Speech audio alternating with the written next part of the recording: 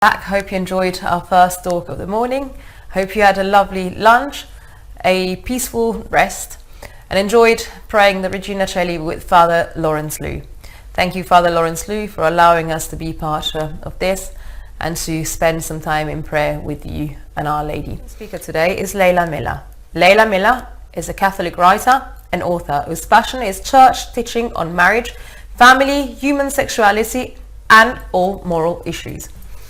She is the author of Primal Loss, The Now Adult Children of Divorce Speak, Raising Chaste Catholic Men, Practical Advice Mum to Mum, Made This Way, which she co-wrote with Trent Horn of Catholic Answers, How to Prepare Kids to Face Today's Tough Moral Issues, which is what Leila Miller's talk will be about today, and her latest book, Impossible Marriages Redeemed. Leila and her husband have been married for 29 years. They live in Phoenix, where they're still raising the youngest 3 of their 8 children. They've got 2 girls and 6 boys, 28 to 10.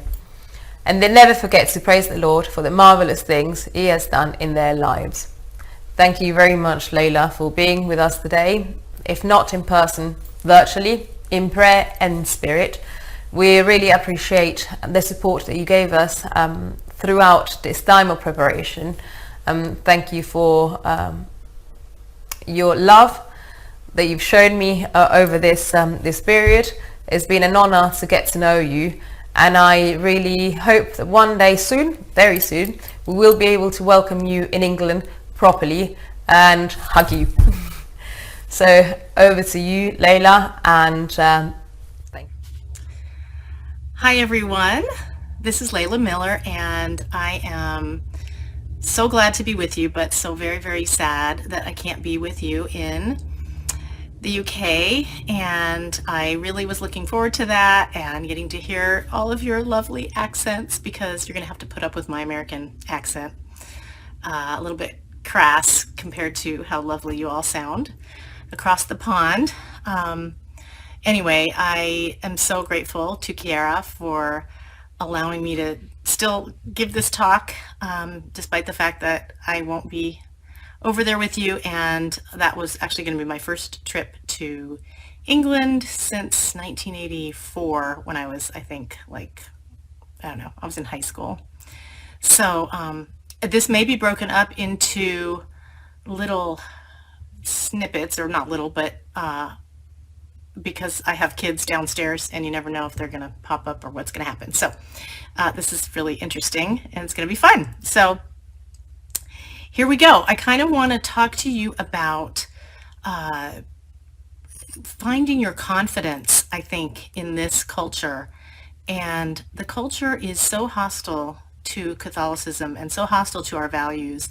And the biggest obstacle, I think, that most moms face is confidence, is that we just feel like, is there any way we can, our voice can break through what we're hearing in the culture? Are we really so sure about how we're going to say these things to our children so that they don't lose their faith? And the answer often is no, and people shrink back and they don't know how to face this onslaught of evil that is coming at your children and for your children. So number one, I just want to say we have to, as mothers, as parents, we have to kind of reclaim our God-given authority to teach our children, and to know that there is grace that comes with our vocation, with our position as moms. And so you have nothing to fear. The devil wants you to be very afraid and very insecure, and to think that nothing you do can make a difference, or that you don't have the right words to teach your children, or that they're not going to believe you, or that do you even really believe it yourself? And then you start to doubt, and that's not from God. So identify that and put it aside and say, no, I'm not gonna fall for that one. So the other thing, in addition to courage, that I would like to instill in everyone today is simplicity, the idea of simplicity, that none of what I'm going to tell you is very complicated. There are complications in human emotions, Life is complicated. Certain situations are complicated, but truth and holiness are simple. So simplicity is what we're aiming for, to remember that things are simple, the truths are simple, we're going to keep things simple, and holiness is simple. And even God, he is radically simple. That doesn't mean that he's not deep and incomprehensible, but there is a radical simplicity to love, to truth, to goodness, to beauty. And so if we remember that, then we're going to have an easier time with peace in our souls and understanding that really we're not asked to do something super complicated here in raising our children. So courage and simplicity, I want those to be kind of the running themes throughout what we're going to talk about. So I want to start, this kind of helped me put things in order with the three things that Satan is targeting today. And everything goes back to creation. Everything goes back to the garden, because that is the foundation of humanity. It's the foundation of mankind and who God made us to be. And that relationship that we had with God in the garden, that Adam and Eve had, was perfect. It was a beautiful relationship. We didn't lack anything. We had full integrity of our body, soul, intellect, our will, our emotions. Everything was in perfect harmony and integrity. And then, of course, we lost that with sin. But let's go back to that time of perfection, and let's remember what God did for us. So go back to the garden, and there are three things, and this is my formulation. I'm sure many other people have thought of it, but this is how I made sense of things.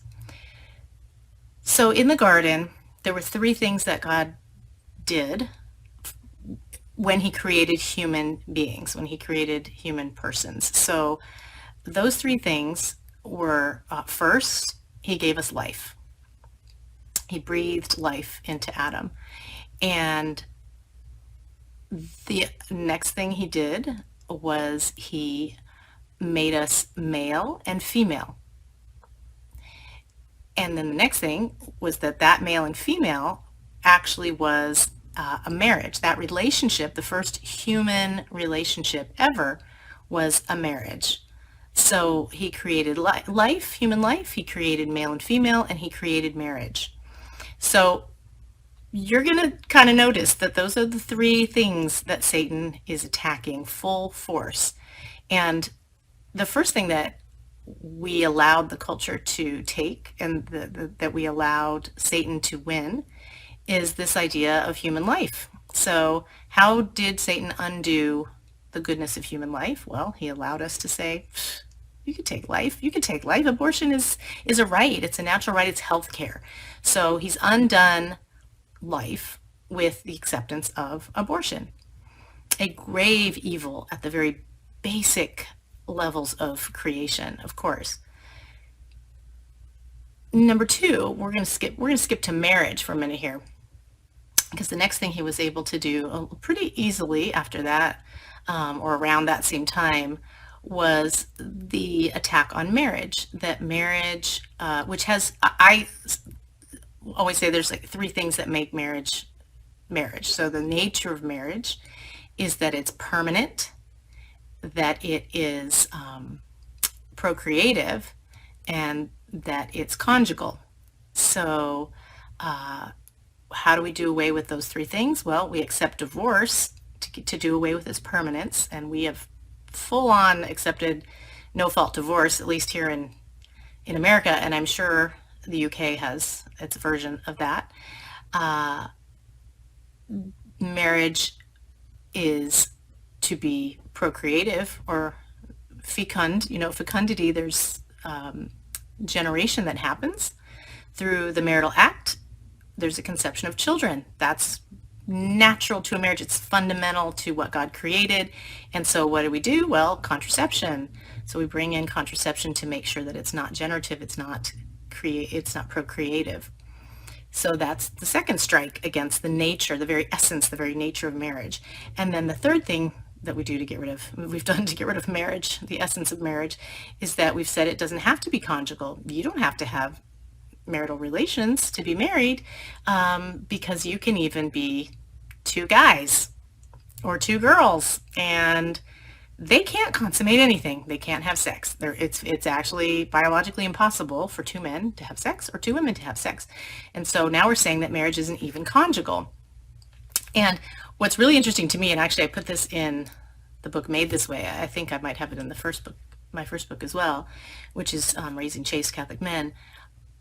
I happened to notice one day on the internet that laws in the UK on marriage have two sets of rules. One set of rules for heterosexual couples, a man and a woman getting married, and another set of rules for a gay couple getting married, a homosexual marriage.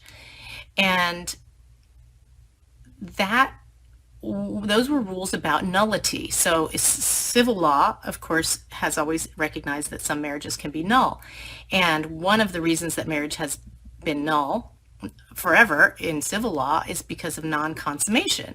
If there's no marriage consummated, then you could say there was no marriage. If someone wants to come to the magistrate or whatever and say, we never had sex, so this marriage, I want out. It's null.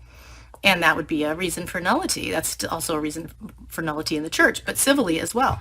So I noticed that you can Google this, UK laws, what makes a marriage null? There are two different standards. One is for heterosexual, and that would be for non-consummation. So then in a parenthetical phrase, it says that non-consummation is null. Again, it constitutes a reason for nullity for a male-female marriage. But for gay marriage, it does not apply. That rule does not apply because, and we know what the implication is, because they can't consummate in the first place. So if they can't consummate in the first place, it can't be a reason for nullity. So you see there's two separate rules. And so it's a perfect way of actually showing that there is no similarity, there's no sameness between a male-female marriage and supposedly a homosexual marriage, because if there were, then the playing rules, the ground rules would be the same. And since they're not, we can see that clearly proves that these aren't the same animal. It's not the same thing.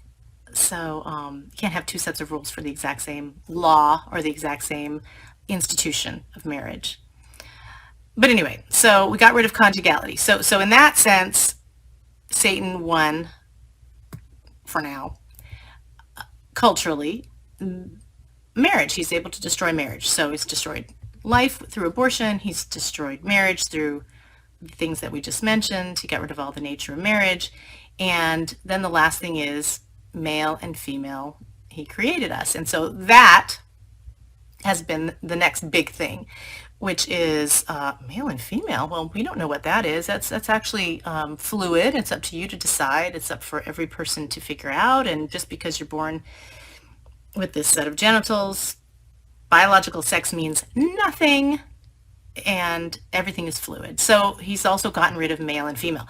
So if you keep that in mind, that Satan is trying to destroy everything that God created in the garden, now you understand why we are such a confused, chaotic, depressed, despairing, mixed up culture, and why we need God more than ever. We need to come back to these foundational truths so that our children are not completely lost in this strange, chaotic time that denies and defies nature itself. I mean, it doesn't get much worse to actually deny the basics of nature itself.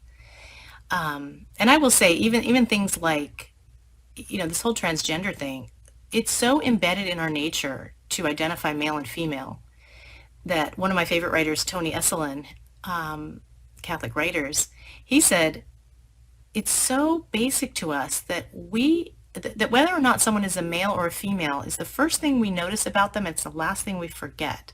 So I may not remember what the color of the clerk's hair is in the store, or whether, what their name was, or what they were wearing.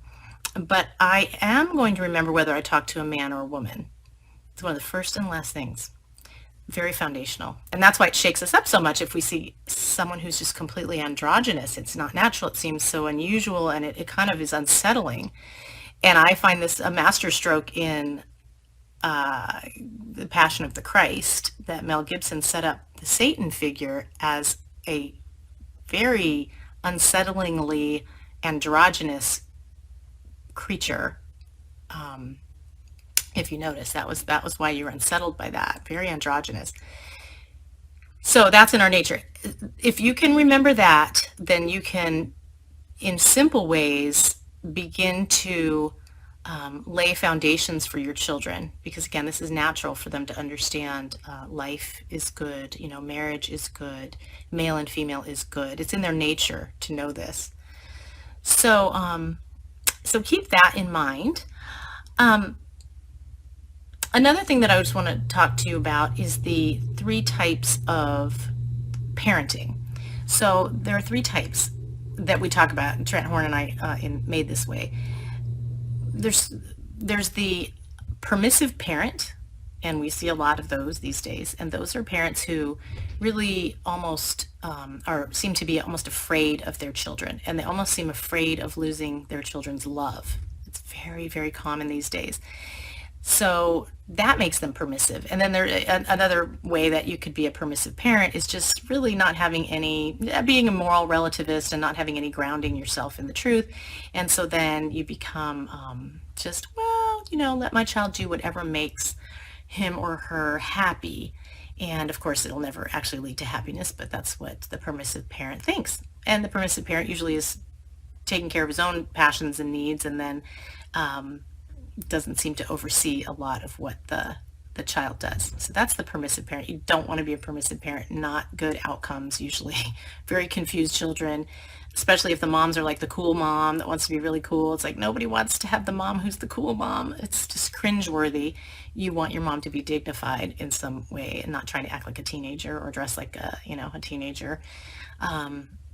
So then another extreme is the authoritarian parent, and they seem to operate a lot on motivation by fear. So, they don't really know how to parent with tenderness or kindness. They tend to be more authoritarian, like, you're going to do what I say because I say it, and if you don't, you're going to get punished. And that's how they rule with an iron fist. And that's a mistake also. And a lot of times it has the same types of outcomes as the permissive parent, which is not good. Not a good relationship with the parent, rebellion. Both of those types of parents kind of lead to rebellious children in certain ways. And it's just a harsh way to be. And if you're a Catholic who's an authoritarian parent, they tend to then associate that with the religion. So like, oh, I had a mean and very unloving childhood, full of a lot of punishment, a lot of fear, and then they think, well, that is Catholicism, that's religion, so I don't want any part of it. So you don't want to be that kind of parent, because that's going to drive the child away from the faith. So then the middle ground is the authoritative parent, which is kind of what we call the friendly parent. And that's where you're always a parent first, but you're not afraid also to enjoy your children and be friendly to them, so that when they do grow up, when this is the part I really like, when they do grow up, you can actually be friends with your children because you like them, you've been a part of their lives, you care what they think, they get to not be afraid of you, although believe me, a few times my kids have been very afraid of me. It's not always wrong, but you know what I mean. But that there is this balance between letting them be and feel loved and giving them a certain amount of freedom within the bounds of morality, and then but also placing that boundary and consequences, but you're doing it out of love, and they know this. So that's a really important way to parent, is to be that authoritative parent rather than the permissive or the authoritarian. So that's where we want to come down, right there in the middle. I feel like someone's walking in my room here. No? Okay, good. Another little 3-prong thing here that I want to throw out to you that I put in my first book Raising Chaste Catholic Men, which is the 3 rules that I actually have used in my parenting. I guess they were unspoken, unthought of rules until I actually wrote them down. By the way, I have 8 children. I have, let's see, the first 3 are married. The 4th is engaged. My youngest is 10, so we have from 28 down to 10, and we have our 10th grandchild is on the way. So everybody's so far kept the faith, married, good Catholics. And so I think that these rules help with that. And then there's no guarantee. Free will is always in play, and any of my kids could go off the rails at any time. And I certainly went off the rails in my lifetime, my young lifetime. So these 3 rules of parenting that I have sort of used my whole life of parenting. Number 1, that moral formation is the top priority. So moral formation is it for me. And this all presupposes and assumes that I'm already stressing and talking to them about and being in prayer with them, talking about the sacraments, talking about Jesus, making sure they know who Jesus is, making sure they understand their faith. That's very, very important as a foundation. So this kind of goes without saying that we're praying, that they see us pray, that we're never missing Mass, that we are practicing our faith in beautiful ways and in faithful ways. That's the other thing. If your children see that you are not faithful in your Catholicism, they're not stupid. They will know if you take your faith seriously or if you cut corners on certain moral issues. For example, if you miss Mass occasionally for no serious reason, if they know that you've limited your family size because you just you're using contraception, or that you just didn't believe that particular teaching, or they are going to catch on. And I can guarantee you, if you are not serious about the bare minimum of keeping you out of mortal sin, again, like Mass attendance and all the different precepts of the church and the 10 Commandments, if you are shirking one or more of those, they are not going to necessarily, they probably won't remain Catholic, because why would they? They know you don't take your faith seriously, and you basically do what you want. As long as it fits what you want, you'll do it. Then they'll do the same thing. Okay, so please remember that it's your job to embrace all of the faith and really live all of it. So moral foundation is the top priority. Once that other stuff is already a given, then it's about explaining and making sure that your children live moral lives. You're not more worried about their academics. You're not more worried about where they're going to go to college. You're not more worried about their status in society or any of that. So that's very, very important. Moral formation is the number 1 priority. My kids knew that. They have always known that I don't care what you end up doing in life, as long as you are a moral human being, as long as you are in a state of grace and you're going to go to heaven. That is the bottom line for what I care about. My number 2 rule is our beliefs and our principles have to make logical sense. First of all, that's how my brain works. Everything has to make sense. That's how I found my way back into the church when I was going to leave and become a Protestant.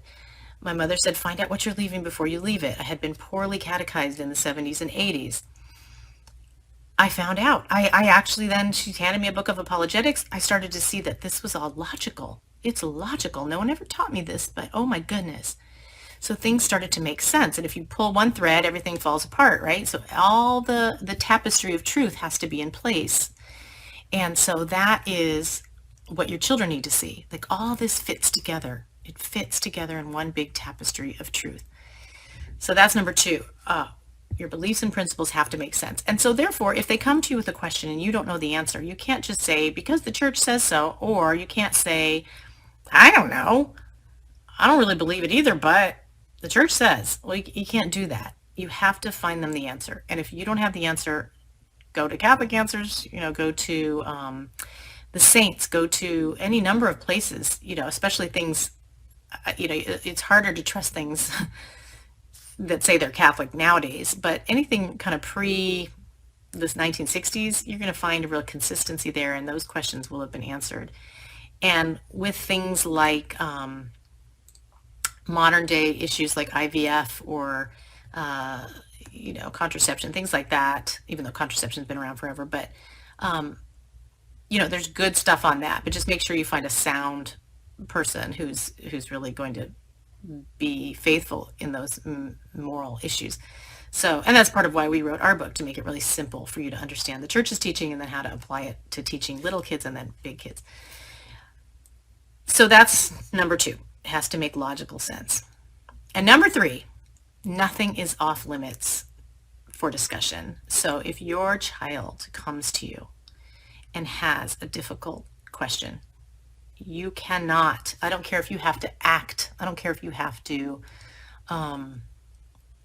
pretend you're on a stage, I don't care. I don't care if you're dying inside, you're collapsing of horror of what this person is asking you, what your child is asking you. It could be a very horrible, very explicit thing. You need to meet them with pleasant gaze, listen to them, and make sure that you answer their question without shaming them, making them feel horrified. I had an 11-year-old son come to me once years ago, my son, and asked me about a term, 1 or 2 terms. And believe me, I'm no prude, and I didn't go to Catholic school, and I wasn't a good Catholic when I grew up. But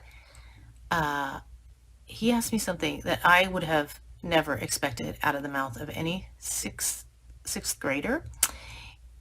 And I just didn't bat an eye. And I kind of explained as best I could by not saying too much, too explicit, but explaining why or what kind of this thing that this person said was or meant. And in my horror, I didn't shame him for any of it, because he was just curious. He didn't know. And I sent him on his way, and he was perfectly fine, perfectly satisfied with that.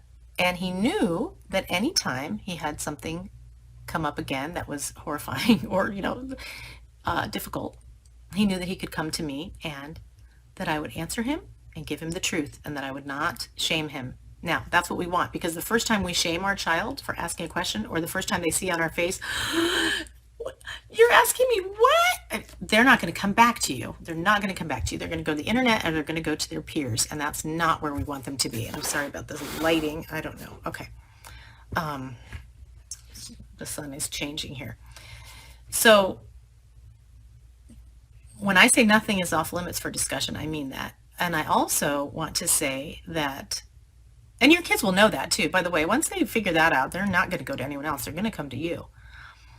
Because again, it's made sense to them, because you're making sure everything makes sense to them. And because they know that, and you know that moral formation is your highest priority for them.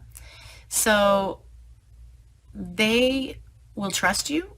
They will come to you because they really don't want to get this information from their peers. They really do want to get it from you.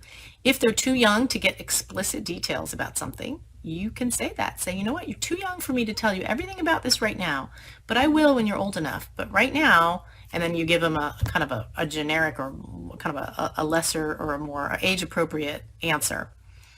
And again, I don't know that we have time to go into everything like that in this talk, but that's, and I promise I'm not just trying to sell books. That's literally why we made this way, because we wanted to give sample conversations, say this is how you would address this to a young child versus a teenager, because they're very different. You don't want to disturb the latency period. So now we can talk about that. The latency period is what JP2 called the age of innocence, and basically that's from the age of about 3 to puberty, 5 or 5 to puberty. There's a document that I encourage all of you to read. You can print it off your computer, called The Truth and Meaning of Human Sexuality, and it's by the Pontifical Council for the Family. I believe it was written in 94, if I'm not mistaken. And it's guidelines for education on human sexuality in the home. So what to do as parents in the home, what were the guidelines that we have from our church? And so the latency period is extremely important to protect because little children aren't supposed to get explicit details about sex. And believe it or not, this is like it's almost unbelievable in today's culture. But I will tell you that when I was raising my first three kids in the 90s, the whole issue of homosexuality was not in your face. It wasn't on every kid's TV show. It wasn't in movies. It wasn't in schools. It wasn't in books in the library and little tiny kid books. It wasn't there. So it wasn't a big problem to keep that from them. But in this document, it says that you aren't even to mention the concept of homosexuality to a child before puberty. That's not even to be in their minds. And now imagine that today. Gosh, the culture has forced our hand so badly that our kids are being exposed to something that they aren't even supposed to have any knowledge of. And they're being exposed to it explicitly.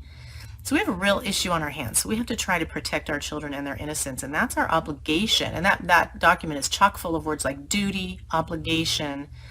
So even if we don't want to educate our kids in human sexuality, we have an obligation to do it, but we have to do it the right way. But that is part of our duty as Catholic parents. So I really highly recommend that document for everyone to get and print. So the last thing I want to talk about is the way that we, oh, look at that, interesting hair sticking up. The way that we teach our children, the way that I have taught my children, and I didn't know it had a name. I taught my children even from a young age, before I knew much about anything, even probably before I kind of reverted back to the real practice of my faith. I knew that, like I said, things had to make logical sense. So I taught in a way that I found out later in my 40s is called something, and that's called natural law. So I have been teaching natural law, morality to my kids 20 years before I knew it had a name. And so we have a chapter in our book that's just explaining what natural law is. And this is really sad that we have to explain it, because natural law is our patrimony as Catholics. It is literally what we have done, how we have taught morality for 2 millennia. And we've lost it in the last 50 years. And in fact, we have some Catholic writers who, actually the one that wrote this is no longer Catholic too, but she left the church recently, and it's not surprising. There are people who argue that we should put the idea of natural law teaching out to pasture, that it's just outdated, it's just not going to work these days. And the reason they say that is because everything is experiential and everything is feelings based and emotion based, and they're right about that, but that's no reason to get rid of natural law teaching. And so let me explain what that is and how we use it. Natural law is essentially asking the question, what is the nature of a thing? And if we use a thing according to its nature, things tend to go really well. And if we use a thing against its nature, then generally speaking, things don't go very well. We have consequences that we don't want. Disaster could ensue. Whereas if something is used according to its nature, that is, you'll find flourishing. So there are different schools of natural law and different ways that philosophers talk about it. I am not a philosopher. I am just a mom, and you can think of it this way. It's a really easy way to start teaching young children, because once they start thinking like this, they're not going to suddenly switch, or at least the foundation will be there for them to always think this way, think logically. Again, sorry, I don't know what's happening with this. I don't know, this lighting. You could tell a small child, and you could play a game with a small child and say things like, hey honey, so what would happen if Daddy put molasses in the gas tank of the car? And the kid would say, what? That wouldn't work. And you'd say, that's right, it wouldn't work. Why? Well, because you have to put gas in the car. If not, it won't run. Right, right. Why? Well, because the car is designed to run on gasoline. That's not how a car is designed. To put molasses in is not how a car is designed. It won't work. And so things won't flourish, things won't go the way you plan. Same way, you could say, what if mommy used, a chair to comb her hair, which right now I might need. But a kid would laugh. It could be a fun game. You're just like, what? Mom, you can't use a chair to comb your hair. Well, why not? Well, because a chair isn't designed to comb your hair. It's not what it's for. So if you use something against its design, it's not going to work well. You need something that's designed to comb your hair, and a chair is designed for sitting on, and that's how it works best.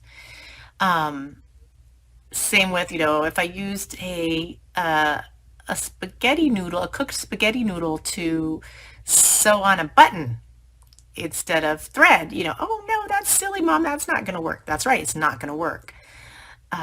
So kids, this is not difficult for kids to understand natural law, like that you use a thing according to its nature, you use a thing according to its design.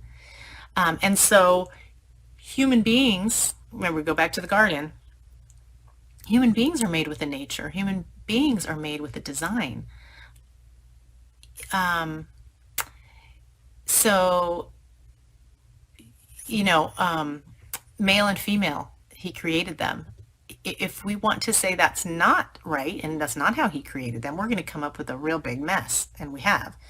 If we say marriage is just a bunch of feelings and you can do whatever you want and marry whoever you want, well, that's going to lead to disaster. And we see it. We can see in our society, we can look all around us and see the misuse of human sexuality because, again, sex has a nature. It's for something. It has a purpose. If we misuse it, we're going to see disaster. And we do. We see it everywhere. We see that our culture is collapsing. Our children are suffering. You look all around, people are committing suicide at greater rates than ever. They have no foundation of truth whatsoever. They don't even know their own nature anymore. Families are breaking down. You don't have marriages in the first place. Kids don't have a mom and a dad. Like everything is falling apart because we're not using things and using human beings, human sexuality according to our nature. And so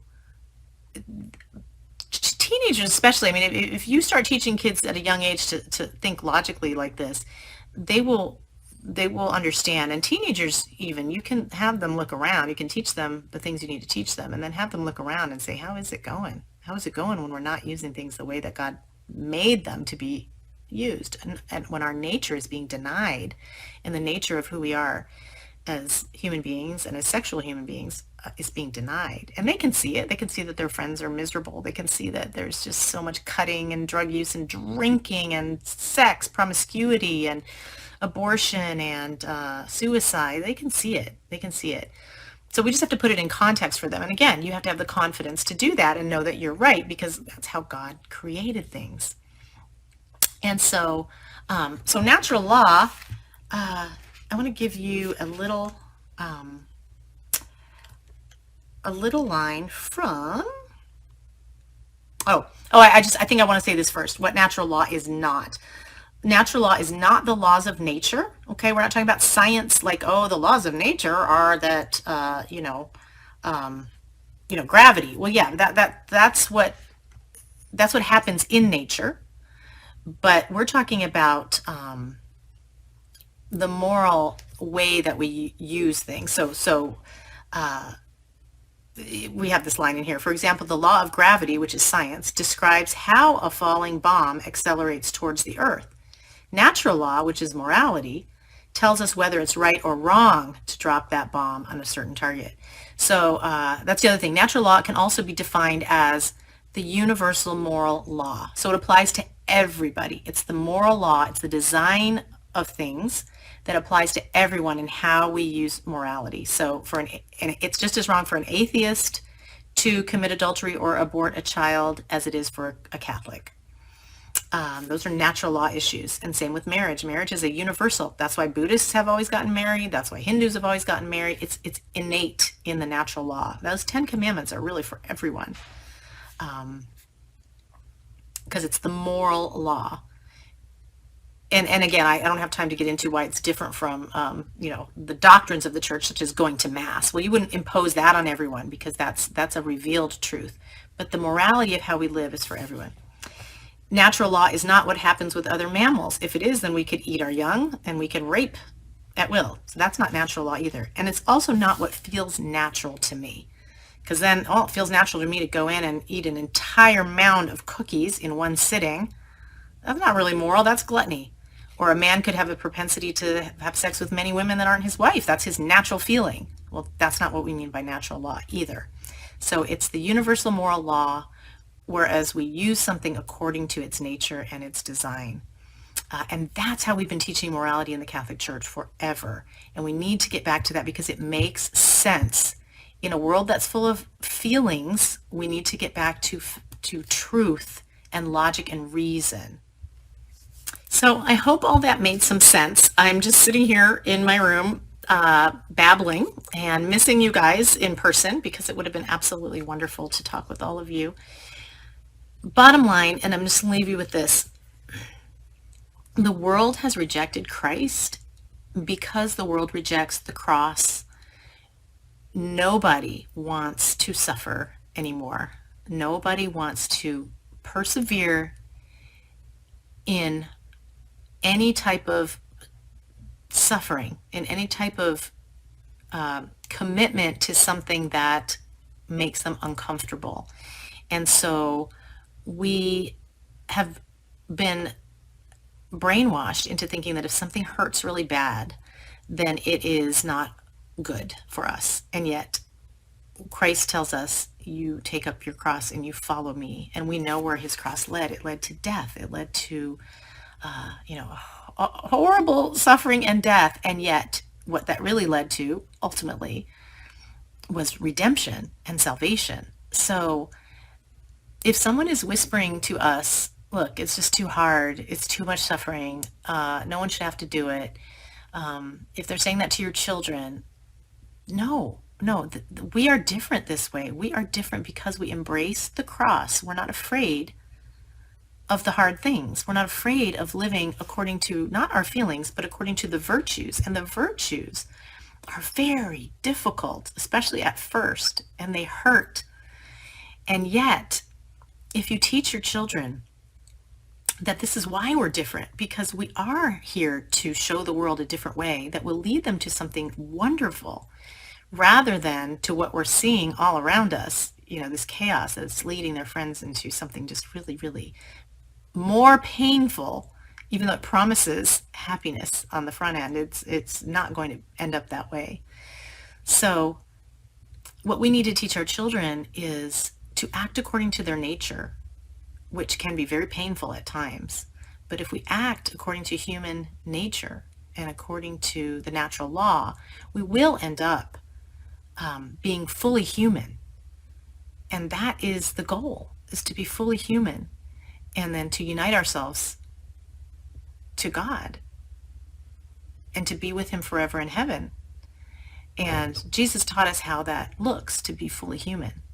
And it does involve suffering, and it involves the cross. And every saint knew this. So we look at every saint and we see that they understood this. But it's worth it. And the joy that will come is worth it. So be confident in your parenting.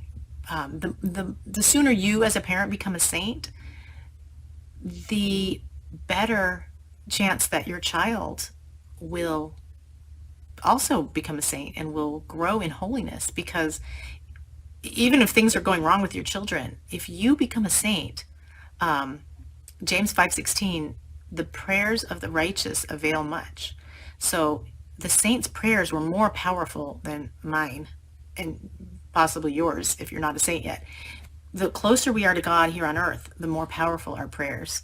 So it behooves us to become saints here for our children's sake, and we can help them even just with our prayers, even if we think that they're lost. Like we may have adult children that maybe they're lost.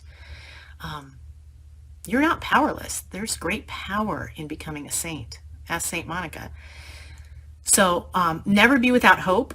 Hope is all around us. We were made for this time. We were made to be at this particular moment in history. Our children were made to be here also. Love your husbands well. Love them well. There's so much more to say, but I'll wrap it up and I will just say thank you for your time and your attention. Got a lot of things to do in life, and for you to take this time to listen to me is just really a privilege. Kiara, thank you so much for allowing me to have this time with your wonderful people. And hopefully there will be a time where I can cross the pond, or you guys could come here and we'll get together and be sisters in Christ, which we really are, and no ocean can really separate us. So God bless you all, and thank you again so much for